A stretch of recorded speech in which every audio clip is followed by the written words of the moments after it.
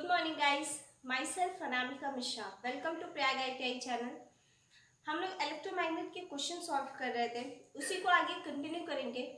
वहाँ पे हमने आपको कई सारी चीज़ें बताई थी, जैसे कि एमएमएफ निकालना हो गया, मैग्नेट मोटिव फोर्स, जिसको N इंटू आई भी लिख सकते हैं। MMF is equal to phi into S भी लिख सकते हैं। एस क्या है, यहाँ पे रिलक्टेंस है, जिसको 1/में म्यू नॉट इंटू म्यू 1/में mu not mu R into L/में ए लिखते हैं।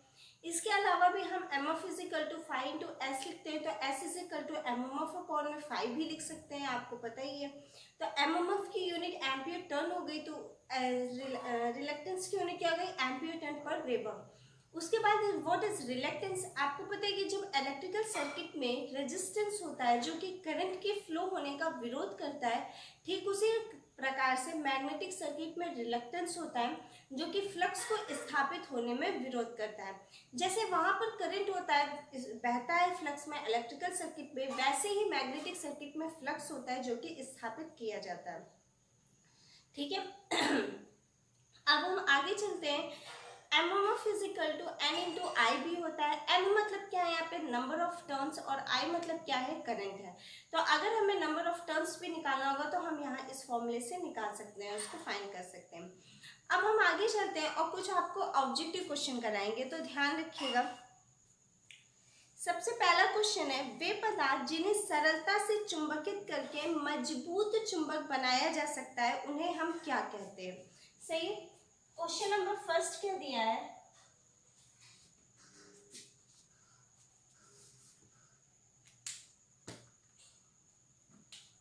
वे पदार्थ जिन्हें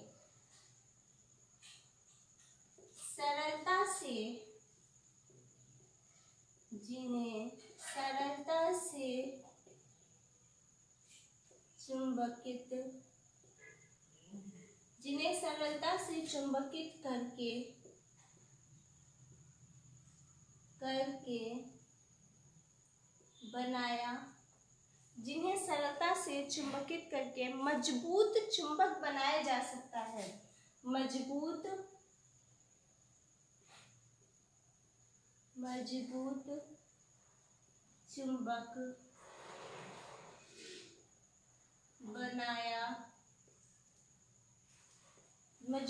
चुंबक बनाया जा सकता है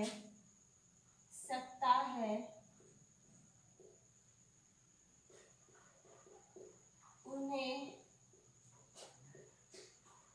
क्या कहते हैं।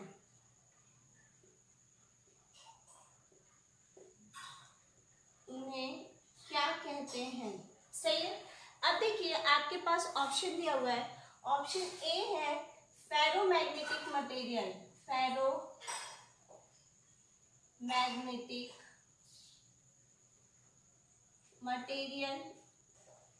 ऑप्शन बी दिया हुआ है पैरामैग्नेटिक मटेरियल। तो फेरोमैग्नेटिक मटेरियल और पैरामैग्नेटिक मटेरियल। ऑप्शन सी दिया हुआ है आपके पास में डाईमैग्नेटिक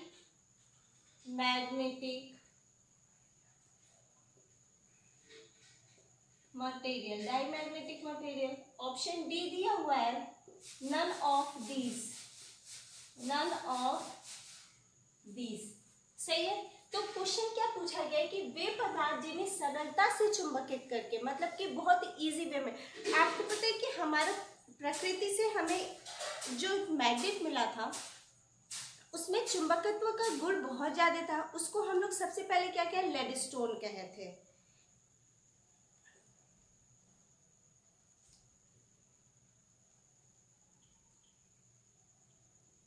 सबसे पहले हम लोग उसे क्या कहते हैं, लेडस्टोन कहते हैं। इसके बाद जब हम ये देखिए कि हमें चुंबक मिल रहा है, तो इससे हम लोग क्या कह सकते हैं कि मैग्नेट और भी बना सकते हैं। तो हमने उसको 3 पार्ट में डिवाइड कर दिया, एक फेरोमैग्नेटिक मटेरियल, पैरामैग्नेटिक मटेरियल और डायमैग्नेटिक मटेरियल। तो फेरोमैग्नेटिक मटेरियल के अंदर ये हुआ कि इस कैटेगरी के अंदर उस मटेरियल को रखा गया जहां पर म्यू आर की value mu r is greater than 1 थी। मतलब कि जिसमें चुंबकत्व का गुण बहुत ही ज्यादा था, उसको हम लोग किस में रखें, फेरोमैग्नेटिक मटेरियल में रखें। पैरामैग्नेटिक मटेरियल में उस मटेरियल को रखा गया जिसमें अल्प मात्रा में चुंबकत्व का गुण था, वो हमारा क्या था, पैरामैग्नेटिक मटेरियल। जैसे कि हमारा mu r is greater than 1 होता है। इसमें क्या है कि अल्प मात्रा चुंबकत्व का गुण है, लेकिन अल्प मात्रा में चुंबकत्व का गुण है, तो उसे हम लोग क्या कहते हैं, पैरामैग्नेटिक मटेरियल कहते हैं। डायमैग्नेटिक मटेरियल वो मटेरियल हो गया जिसमें चुंबकत्व का गुण बिल्कुल भी नहीं पाया जाता है। जैसे कि हमारा म्यू आर यहाँ पर लेस देन 1 होता है, यानी कि 1 is greater than mu r. जैसे हमारा लकड़ी हो गया, वुड हो गया, इन सारी चीजों में डायमैग्नेटिक मटेरियल बिल्कुल भी नहीं कर पाया जाता है। इसके बाद परमानेंट मैग्नेट बनाया गया, और परमानेंट मैग्नेट आपको पता ही है, परमानेंट मैग्नेट में क्या होता है कि परमानेंट मैग्नेट वो मैग्नेट होता है, जैसे हमारा एलनिको हो गया, इसको हम लोग क्या कहेंगे, एलनिको। ये याद करने का तरीका है। एलनिको मतलब कि एल्यूमिनियम, Ni मतलब कि निकल, और Co मतलब कि कोबाल्ट, और इसी को हम लोग एल्निकोक्स भी कहते हैं। तो एल्निको और एल्निकोक्स में से मिलकर के हमारा परमानेंट मैग्नेट बनता है, सही है। तो अगर आपसे ये पूछा जाए कि जिन्हें सरलता से चुंबकित करके मजबूत चुंबक बनाया जा सकता है, तो उसे हम लोग क्या कहते हैं, फेरोमैग्नेटिक मटेरियल कहते हैं। क्यों? क्योंकि इस मटेरियल में सबसे ज्यादा चुंबकत्व का गुण होता है, इसकी वैल्यू ग्रेटर देन 1 होती है, इसी रीजन से इसमें चुंबकत्व की वैल्यू ज्यादा होती है। इसी मटेरियल को हम लोग फेरोमैग्नेटिक मटेरियल कहते हैं। नेक्स्ट क्वेश्चन देखते हैं। नेक्स्ट क्वेश्चन क्या दिया हुआ है,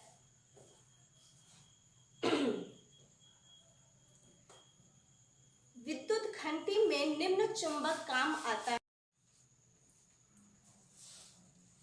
नेक्स्ट क्वेश्चन आपसे पूछा गया था कि विद्युत घंटी में निम्न चुंबक काम आता है, मतलब कि आपको बताना है कि विद्युत घंटी में कौन सा चुंबक काम आता है। विद्युत घंटी में निम्न चुंबक, विद्युत घंटी में निम्न चुंबक काम आता है, काम आता है, सही है। अब देखिए आपके पास ऑप्शन क्या दिया हुआ है, स्थायी चुंबक, ऑप्शन ए दिया हुआ है स्थायी चुंबक, ऑप्शन बी दिया हुआ है विद्युत चुंबक। विद्युत चुंबक मतलब क्या, इलेक्ट्रोमैग्नेट। ऑप्शन सी दिया हुआ है टेम्पररी मैग्नेट, टेम्पररी मैग्नेट, और ऑप्शन डी दिया हुआ है none of these, none of these, सही है। तो आपसे क्वेश्चन क्या पूछा गया, किसकी बात की जा रही है, विद्युत घंटी की बात की जा रही है, मतलब कि इलेक्ट्रिक बेल की बात की जा रही है। आपको पता है कि बेल क्या परमानेंट बजती रहती है, नहीं, बेल हम तब बजाते हैं जब हमें बजाने की जरूरत होती है, मतलब कि एक टाइम पे हम उसे बजाएंगे और एक टाइम पे उसे हम बंद भी कर सकते हैं। ऐसा नहीं है कि उसमें परमानेंट आवाज होती रहती है। तो इसी तरह से जब हम इलेक्ट्रोमैग्नेट का यूज करते हैं, और जब इलेक्ट्रोमैग्नेट का यूज कैसे करते हैं, जैसे मान लीजिए कि ये आपके पास में एक कॉइल है, ऐसे करके ये आपके पास में एक कॉइल है, और इस पे आपने नंबर ऑफ टर्न्स इस तरह से लपेट दिया है, वायर वाउंड कर दिया है, ठीक है। अब देखिए जो ये वायर माउंट किया है, यहाँ पर हम एक बैटरी लगाते हैं और बैटरी से हम लोग इसको कनेक्शन देते हैं। तो जब यहाँ से करंट जो आई जा रही है, ये इलेक्ट्रोमैग्नेट तभी तक मैग्नेट रहेगा, इसका चुंबकीय क्षेत्र तभी तक प्रबल रहेगा जब तक हम इसे सप्लाई देते रहेंगे। अगर यहाँ से आई की वैल्यू 0 हुई, मतलब कि करंट की वैल्यू को हमने हटाया, इसका मतलब कि ये है कि ये कॉइल जो है वो अपने मैग्नेट के गुण को खो देगी, मतलब कि तुरंत ही इसका चुंबकीय क्षेत्र समाप्त हो जाएगा, इसमें कुछ भी मैग्नेटिज्म का गुण नहीं रह जाएगा, इसीलिए इसे इलेक्ट्रोमैग्नेट कहते हैं। तो इलेक्ट्रोमैग्नेट का प्रयोग हम किसमें करते हैं, विद्युत घंटी बनाने में, मतलब कि इलेक्ट्रिक बल्ब बनाने के लिए हम लोग किसका यूज करते हैं, इलेक्ट्रोमैग्नेट का यूज करते हैं। नेक्स्ट क्वेश्चन है,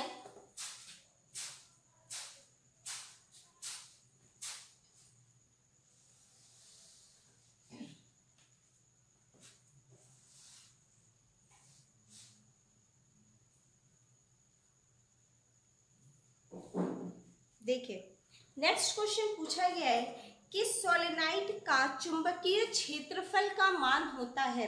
क्वेश्चन नेक्स्ट क्या पूछा गया है, सोलेनाइड का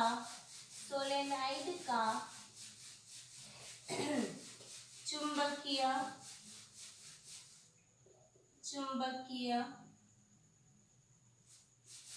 क्षेत्र का मान होता है। सोलेनाइड का चुंबकीय क्षेत्र का मान होता है। अब देखिए आपके पास ऑप्शन में क्या क्या दिया हुआ है। ऑप्शन दिया है आई एन अपॉन में एल,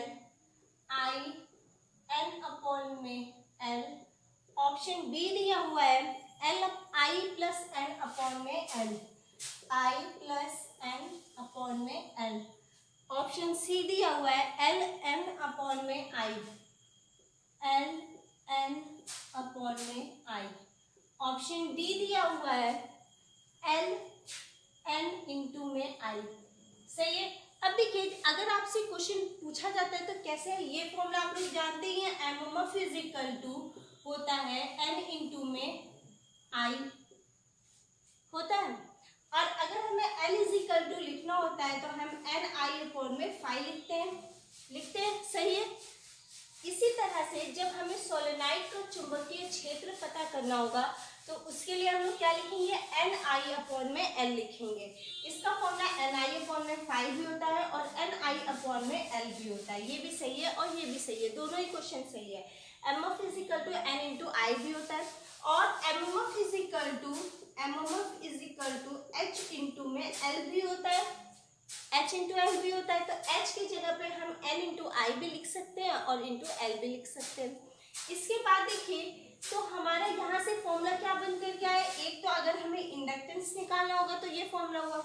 इसके बाद E equal to minus L D five by D T भी होता है, ये भी सही है। मतलब कि कितना फ्लक्स में परिवर्तन हो रहा है उसको हम लोग क्या लिखते हैं, E equal to minus L D five by D T भी लिखते हैं, करेक्ट है। इसके बाद देखिए तो ये आपके इतने सारे फॉर्मूले हो गए। तो यहाँ से हमें क्या निकालना था, चुंबकीय क्षेत्र का मान होता है, हमें ये पता करना है। तो चुंबकीय क्षेत्र का मान कितना होता है, एन आई अपॉन में एल होता है। नेक्स्ट क्वेश्चन देखते हैं। नेक्स्ट क्वेश्चन पूछा गया है कि एम्पियर के नियम से ज्ञात करते हैं, क्या ज्ञात करते हैं, एम्पियर का नियम आप लोग जानते ही होंगे। एम्पियर के नियम से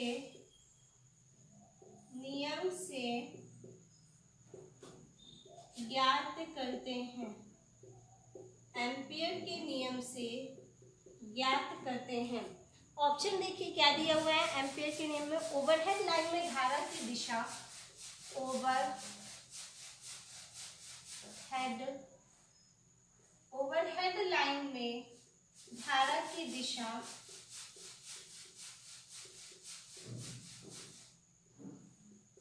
लाइन में धारा की दिशा नेक्स्ट ऑप्शन दिया हुआ है जनरेटर में उत्पन्न ईएमएफ की दिशा, जनरेटर में उत्पन्न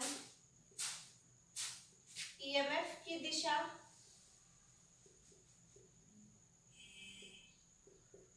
जनरेटर में उत्पन्न ईएमएफ की दिशा। नेक्स्ट क्वेश्चन दिया हुआ है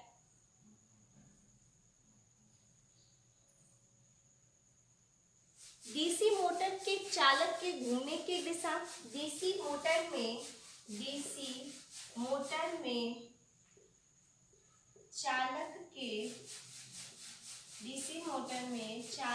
के घूमने की दिशा, डीसी मोटर में चालक के घूमने की दिशा। और नेक्स्ट ऑप्शन दिया है सोलेनाइड में ध्रुव की दिशा, सोलेनाइड में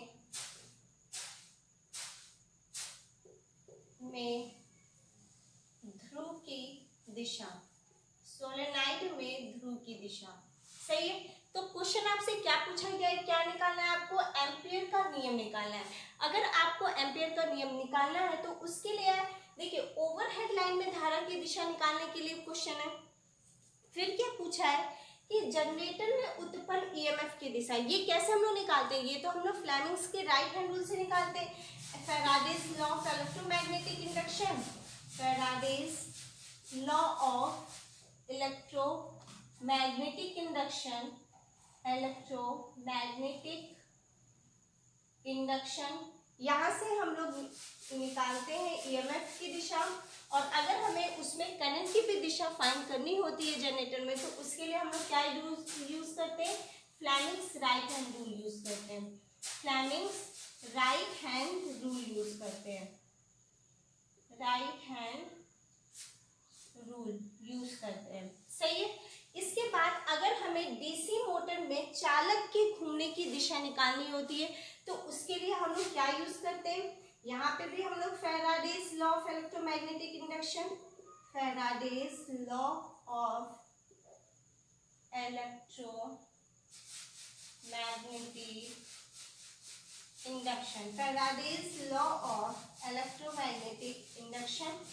और क्या हम लोग निकालते हैं, अगर हमें करंट की दिशा फाइंड करनी है, यहाँ से हम लोग ईएमएफ की दिशा यहाँ से ईएमएफ की दिशा निकालते हैं, और यहाँ से मोटर चालक के घूमने की दिशा, मतलब फाई वाली दिशा निकालेंगे कि आर्मेचर में किस तरह से रोटेट हो रहा है, तो उसको हम लोग किससे निकालते हैं, फ्लेमिंग्स राइट हैंड रूल से,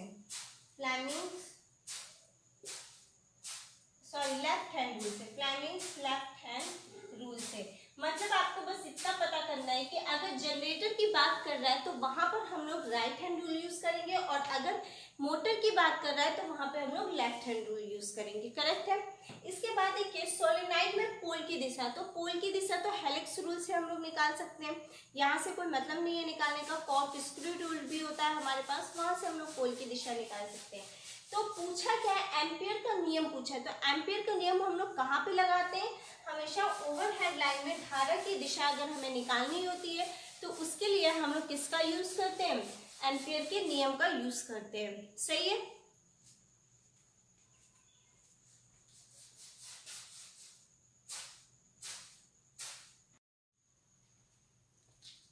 अब देखिए नेक्स्ट क्वेश्चन चलते हैं। नेक्स्ट क्वेश्चन आपसे पूछा गया है,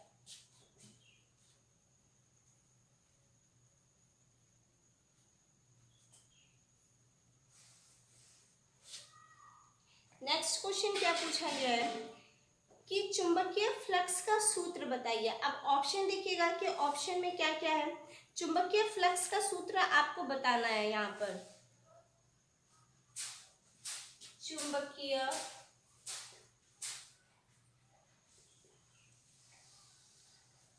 चुंबकीय फ्लक्स का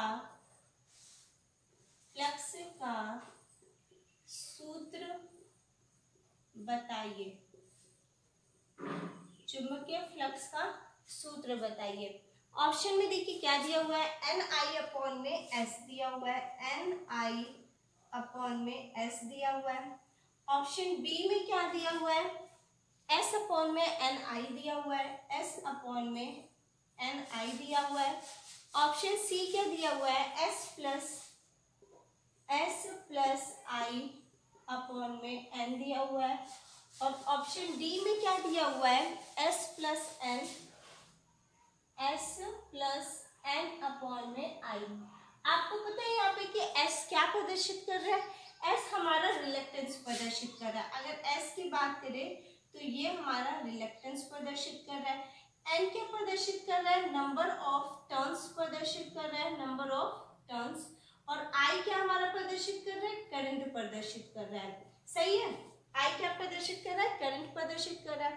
तो अब देखिए क्वेश्चन आपसे पूछा गया है कि चुंबकीय फ्लक्स, बात किसकी हुई है, यहाँ पर फाई की बात हो रही है।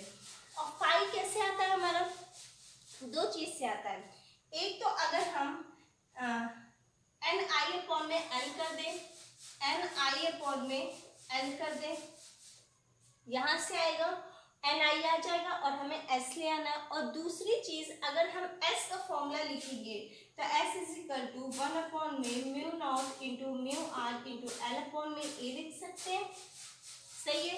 इसके बाद B क्या होता है, फ्लक्स डेंसिटी, B = φ/A।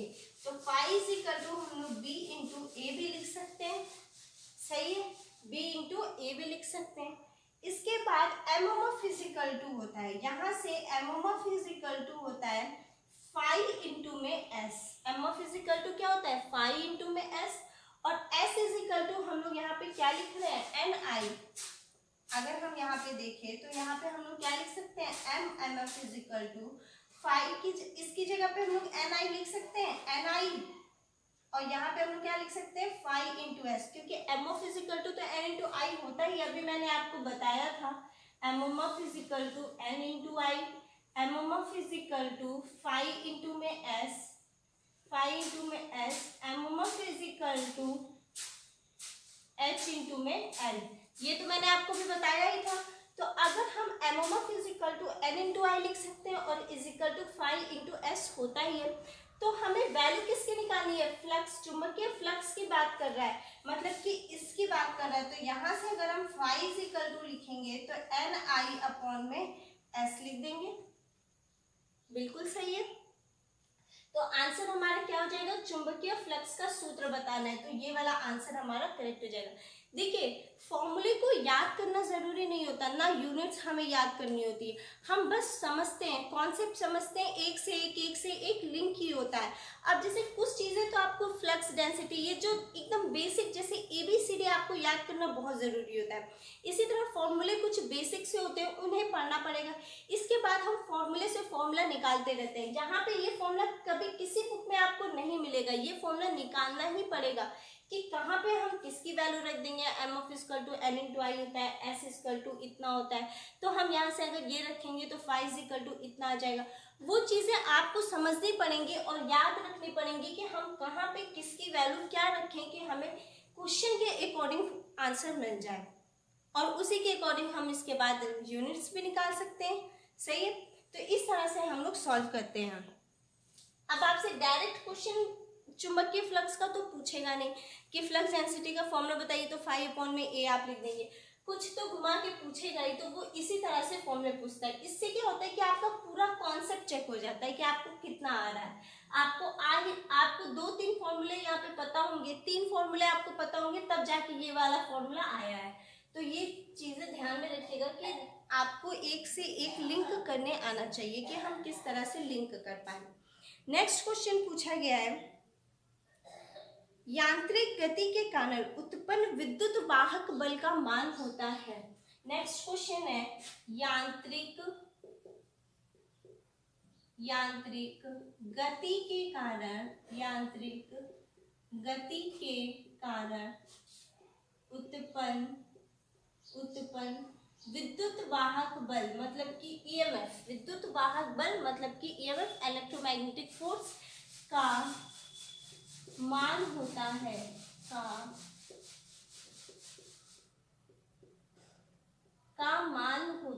ये क्वेश्चन पूछा गया ना, किसके, यांत्रिक गति के कारण उत्पन्न EMF का मान होता है।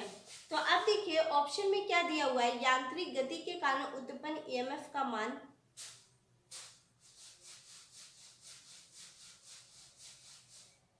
ऑप्शन में दिया हुआ है NV sine theta, next option दिया है BLV साइन थीटा, इसके बाद नेक्स्ट ऑप्शन दिया हुआ है BMV साइन थीटा,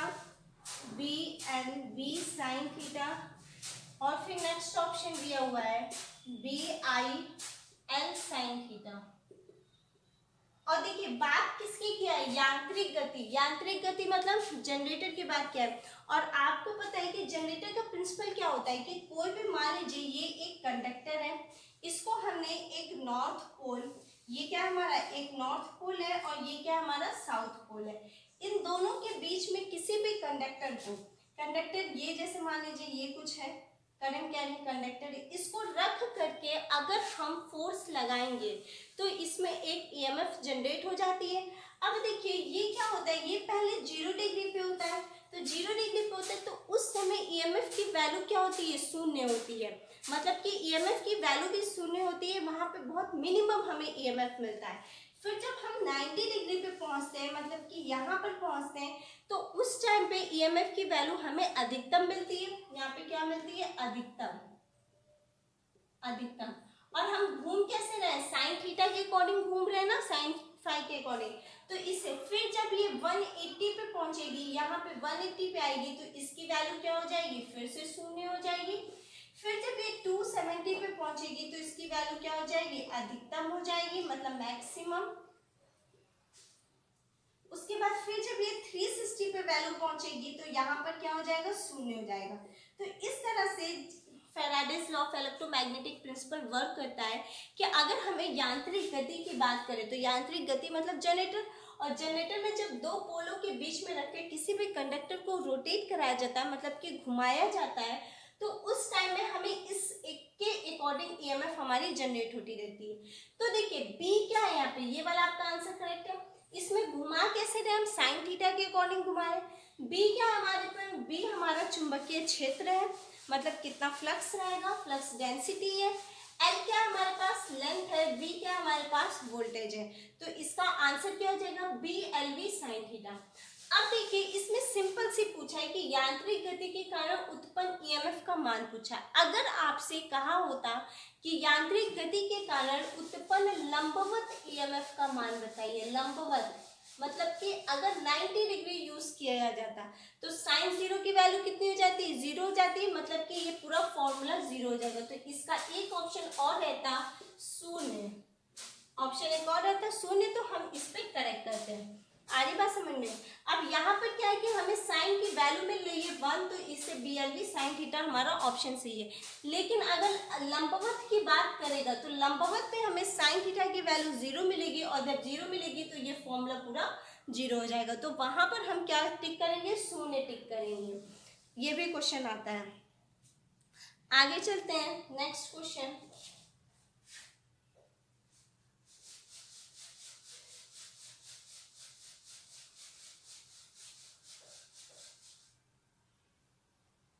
अब देखिए नेक्स्ट क्वेश्चन पूछा गया है, चुंबकीय रिलक्टेंस का मान तुल्य होता है, चुंबकीय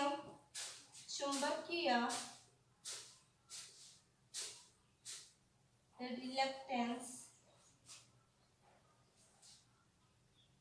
का मान तुल्य होता है, तुल्य होता है। किसकी बात की गई है, चुंबकीय रिलक्टेंस की बात की गई है। रिलक्टेंस मतलब आप लोग समझते हैं, रिलक्टेंस मतलब कि रेजिस्टेंस का अपोजिट, रेजिस्टेंस का अपोजिट क्या हो गया हमारा, रिलक्टेंस हो गया। इसके बाद आपको पता ही है कि जैसे हमारा रेजिस्टेंस क्या करता है, रेजिस्टेंस का काम होता है चुंबकीय धारा विद्युत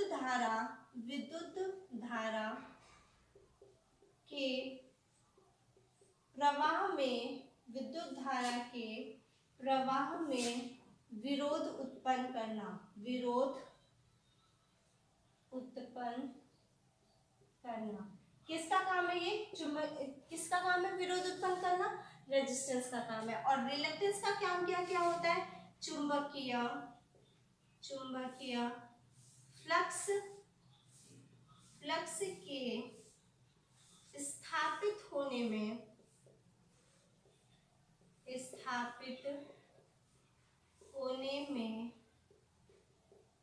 विरोध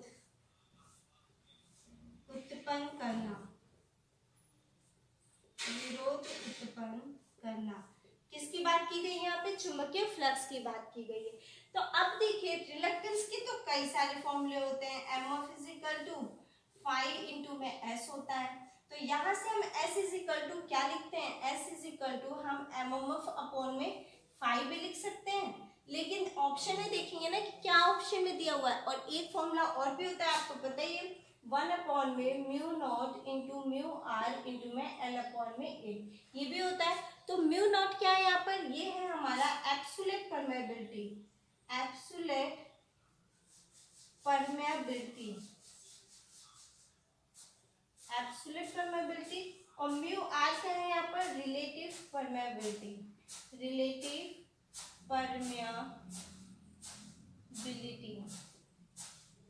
रिलेटिव परमेबिलिटी।